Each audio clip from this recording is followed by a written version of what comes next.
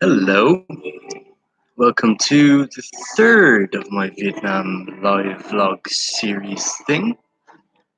And being a bit quieter than normal because I am in Highlands.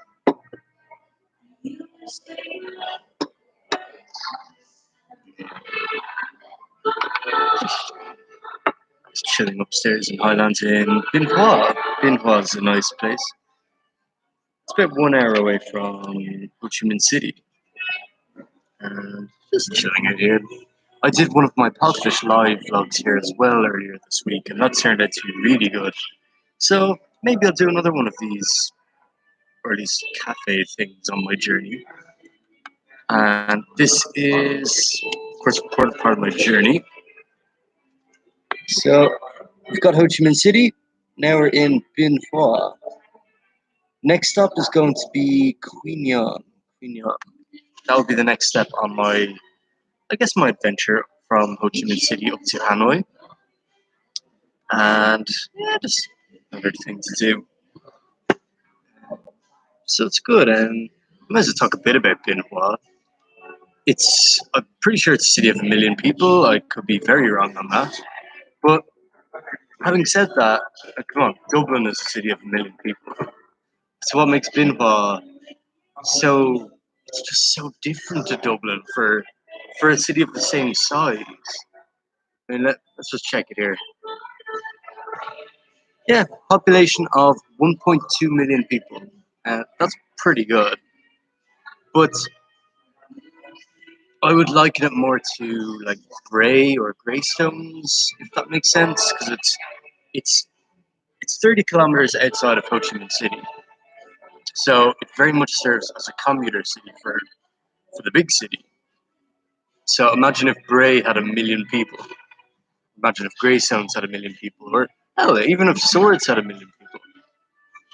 Maybe Balbriggan's a better one, but in any case, a big commuter city. So imagine one of those cities, and it's huge. And admittedly, it is huge. It's got lots of people anyway. It's got the people. The streets are surprisingly wide. I mean, that's something that struck out for me, weirdly enough. The streets are wide and not as many shops as you might think. I mean, Hoi An, Da Nang, even Hue, they have shops.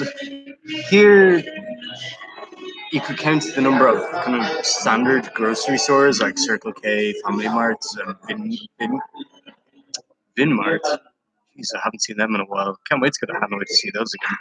But you can count those on one hand. The amount of these kind of shops, and it's not exactly a lot of shops for a city of 1 million people, is it? I mean, I could count 5 shops in Ballybrack. Like Ballybrack has the Centra, Ballybrack has the Tesco, Ballybrack has actually it's got the petrol stations. So that's another two.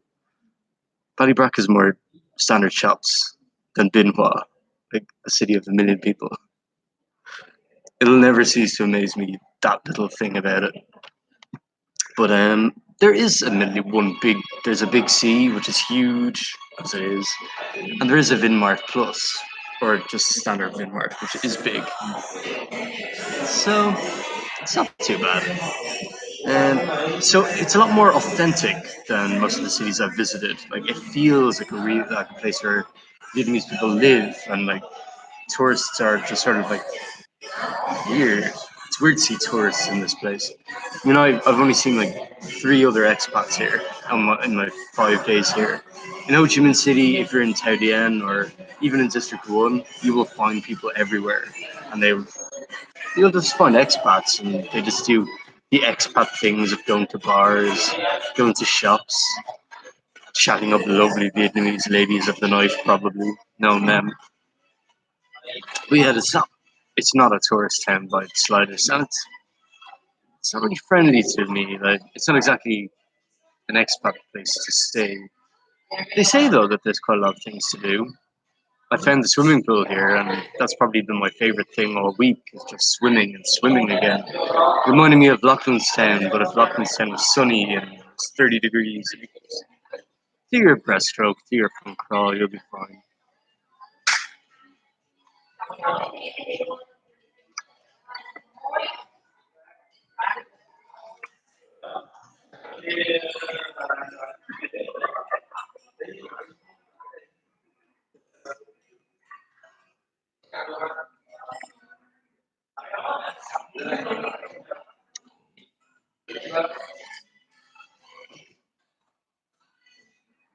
Alright. I really should stop messaging on Facebook doing this. So, obviously, you're like, okay, this is quite an epic journey to go from Ho Chi Minh City to Hanoi without much in the way of income. Truth is, I am making money. I've working on a few online sites to keep me going. The main one that I'm using is Data ABC. I've been using them for a good while anyway. Using them, using them for Tuesdays and Thursdays. And yesterday I got $40, which is nice. $40 is like that's like the entire hotel expenses paid for the week just from that day alone. And then using Cambly for conversational English, or I don't know what else. Palfish as well. I use Palfish quite a lot, and I did a Palfish live here. I'm pretty sure I mentioned that earlier.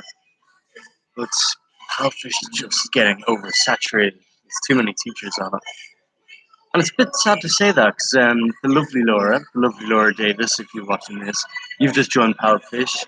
It is a great website, so I hope you get some classes on it. It just feels like lately I haven't been getting as many classes with Palfish as usual.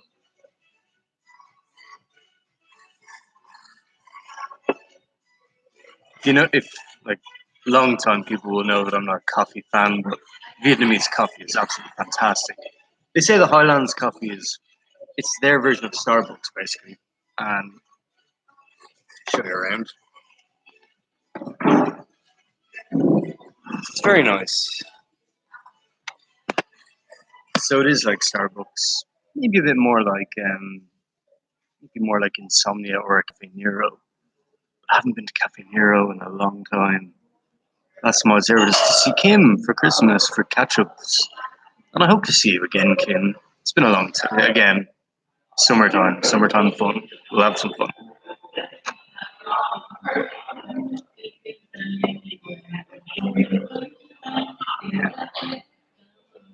Interestingly enough, I have been to Bin Pha before, but it was only for like 1 day. It was a 1 day thing. It wasn't this epic trip or anything. But it's nice to be here. What I like, and again, when I was in Bin Pha, I was in Highlands last time. This seems to be like my cornerstone of the whole city. It's just one cafe in a big city. Oddly enough, though, this is definitely a lot more suburban, even though it does feel like swords. But it's nice. There is a massive shopping center, though. Well, not really a shopping center. It's got a rooftop pool. It's got a few gyms. The few expats I have met here, they say they go sparring with boxing, and that would be nice. But I'd rather do something like kickboxing or Muay Thai or something like that. Boxing, admittedly, would help my arms. I mean, look at this. Not much on these. Nothing. Nothing on these.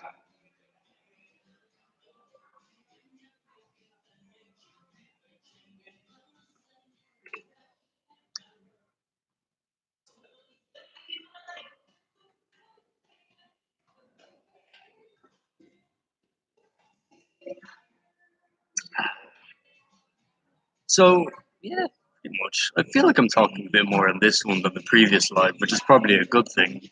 Because Kian did eventually see it and he's like, ooh, fruity coffee, fruity. Some fruity candles. So maybe I should just keep blabbing away, blabbing away. But yeah, yesterday I went to a place called Moas. Funny enough, I have the receipt here.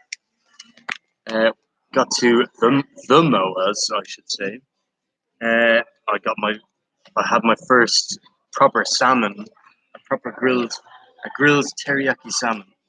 The first one since Ireland. I miss that so much about Ireland. Like just salmon, salmon, something like that is really nice. And I do like just, and it was a very fancy bar. Like I'm trying to think of it was a bar. It's a bar in Dublin I went to. I just remember the one Saturday night we went to it. I think Capital Bar. I'm gonna check.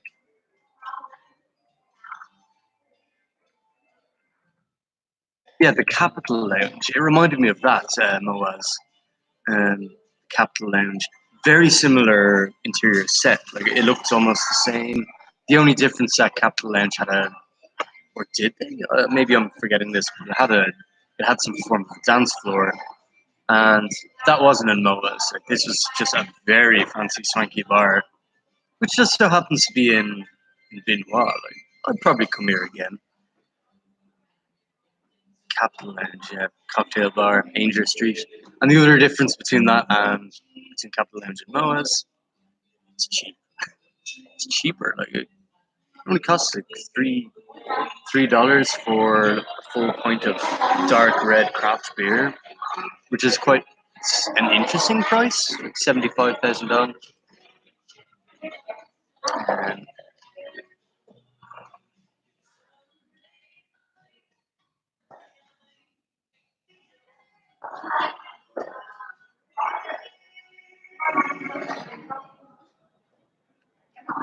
yeah, Capital Lounge reminds me of Capital Lounge. Salmon, yeah, salmon, French fries, and nice bar, really nice bar, fancy music and everything. Although at one point they're putting on all this California early '90s gangster rap, and that was quite interesting.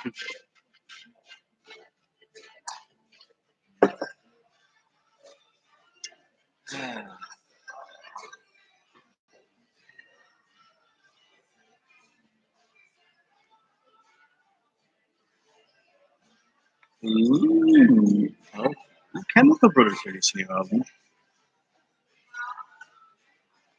Actually, I'm gonna check something in my bag. Maybe there's something here that I want to. I do want to show you guys something, particularly Maria. If you ever watch this, I never lie. Like these were the Orangina ones. Unfortunately, though, expiry date is this month. I kind of want to eat it, but we'll see. If I can find any more of these, I'll send them to you. I'll bring them back with me to Ireland.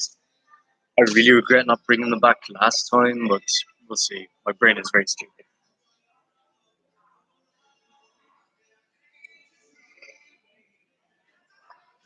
Ah, here it is.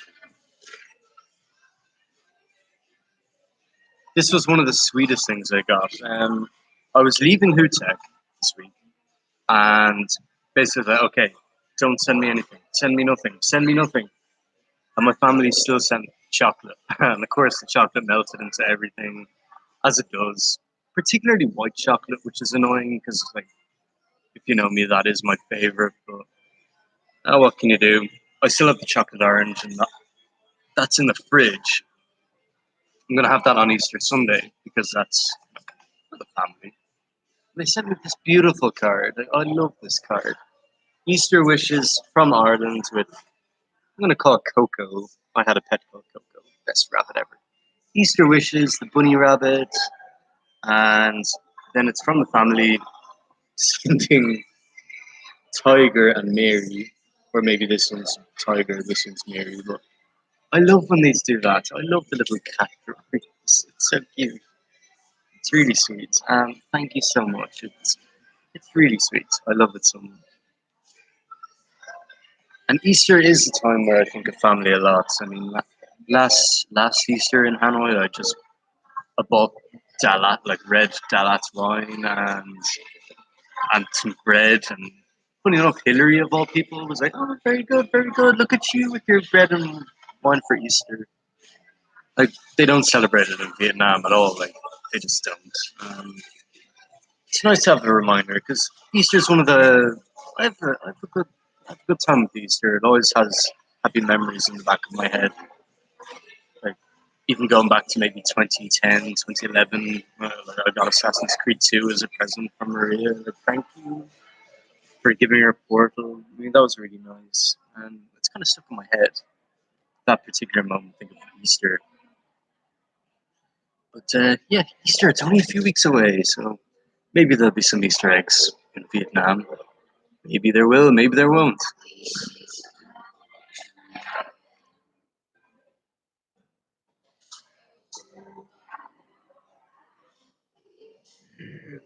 So yeah, next up is Queen Yon. I'm not quite sure what's happening there, or what I'm going to be doing. All I know is that it's a beach resort.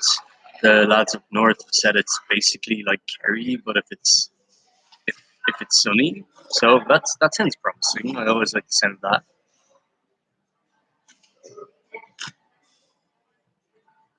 And from there, get the train to Da Nang or Hue, chill for a bit, and on Thursday, I think Thursday I'll get that final train up to, or Friday go to Hanoi. I need to find a place to stay in Hanoi as well, so see what I'm like. God, it's only a week away, and then BME signed a deal with the Devils to do some BME work for a few weeks. So we'll see how that turns out. I still need to get my salary sorted with ELC. Apparently, it'll be sorted with a transfer or something. So hopefully that works out. Yeah, that's okay. So I feel like something at this point because I only do vlogs like this anyway. If there's people watching, last vlog it just had such an empty gap, and that wasn't really fun. So let's send a link. Let's see what happens. Maybe not. Maybe not. We'll do it another time. 15 minutes is not a long time in the vlogging world. Never really is. But all you need to know is I'm having a good time.